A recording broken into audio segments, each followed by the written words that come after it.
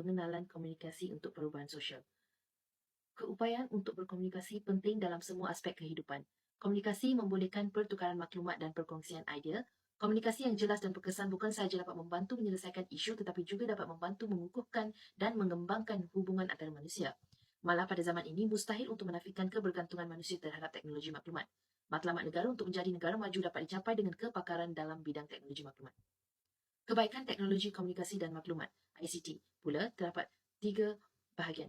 Peka terhadap perkembangan dan penggolakan dunia, kemajuan dalam ICT budaya Amerika telah menjadi lebih selaras dengan perubahan dan perkembangan global. Terdapat pertukaran data yang pantas, pada masa hadapan sumber multimedia akan digunakan sebagai sumber rujukan. Meningkatkan ekonomi negara pula, e-dagang dikenali sebagai perdagangan elektronik utama zaman moden. Kaedah perdagangan ini menjimatkan masa dan usaha pembeli. Contoh Amazon.com adalah firma yang terkenal dan perjualan pelbagai bahan bacaan yang telah berjaya dalam bidang perniagaan talian. Setanding dengan negara maju pula, pembangunan negara dinilai dengan kehebatan teknologinya. Kerajaan telah melakukan banyak dalam memajukan IT dalam setiap sektor. Ada 2 satelit komunikasi domestik, Mensat 1 dan Mensat 11. Dengan meletakkan satelit ini ke orbit, tahap infrastruktur telekomunikasi yang sama seperti negara perindustrian. Terbukti bahawa teknologi maklumat telah menyamakan kedudukan antara negara kita dengan negara perindustrian yang lain. Tentang kebutuhan teknologi, komunikasi dan maklumat kepada masyarakat terbahagi kepada 4, iaitu yang pertama adalah berlakunya jenayah cyber. Jenayah cyber adalah penyalahgunaan teknologi dan komputer menerusi internet. Contoh jenayah cyber adalah penipuan, pencurian maklumat dan skim cepat kaya dan juga lain-lain lagi. Yang kedua adalah wujudnya pengodam. Ancaman utama penggunaan teknologi adalah pengodam. Ia terlibat dalam aktiviti menceroboh sistem rangkaian komputer untuk mengakses sesuatu. Ini boleh mengganggu rangkaian komputer dan menyebabkan kerosakan yang ketara. Yang ketiga adalah mewujudkan pluralisme dalam pendidikan. Ketersediaan teknologi canggih membolehkan tugas seperti mengira, melukis dan menulis diselesaikan oleh komputer. Kebergantungan teknologi menyebabkan pelajar malas dan hilang kemahiran tertentu. Pluralisme berlaku dalam berbagai bentuk termasuk menyalin terus bahan daripada internet. Dan yang terakhir adalah bahan-bahan yang tidak membawa dan pembelajaran masa. Kandungan tidak membawa dalam bentuk gambar ataupun video yang tidak sesuai untuk tontonan anak muda. Memberikan kesan negatif kepada diri dan juga masyarakat. Ibu bapa perlu pantau dan guna alat berisian penapisan internet supaya anak tidak terdedah kepada bahan-bahan berbahaya. Terlalu lama melayari laman web yang tidak produktif adalah penting untuk hadkan masa yang dibutuhkan untuk segala aktiviti yang dilakukan. Menerangkan 3 kesan positif teknologi komunikasi dan maklumat kepada masyarakat. Yang pertama, penerimaan maklumat dengan segera. Dengan keadaan teknologi sekarang, maklumat yang disalurkan amat pantas, iaitu dengan memiliki sebuah komputer peribadi ataupun telefon bimbit yang mempunyai perkhidmatan internet, masyarakat boleh mendapatkan maklumat dari seluruh dunia. Oleh itu, penguasaan teknologi maklumat mampu menjadikan manusia sebagai masyarakat yang berinformasi. Yang kedua, mengeratkan hubungan. Hubungan melalui teknologi maklumat sekarang bukan sahaja mudah, malah jauh lebih murah daripada panggilan telefon dan jauh lebih pantas daripada penghantaran surat. Secara jelas, kemajuan teknologi maklumat dan komunikasi dapat merapatkan hubungan di antara satu sama lain, walaupun masing-masing berada di lokasi yang berbeza. Meningkatkan kualiti dan produktiviti. Kemajuan teknologi maklumat dan telekomunikasi juga telah meningkatkan kualiti dan juga produktiviti keluaran industri sesebuah negara. Semua kerja dapat dilakukan dengan cepat, tepat, sedap dengan kesilapan yang amat minimal.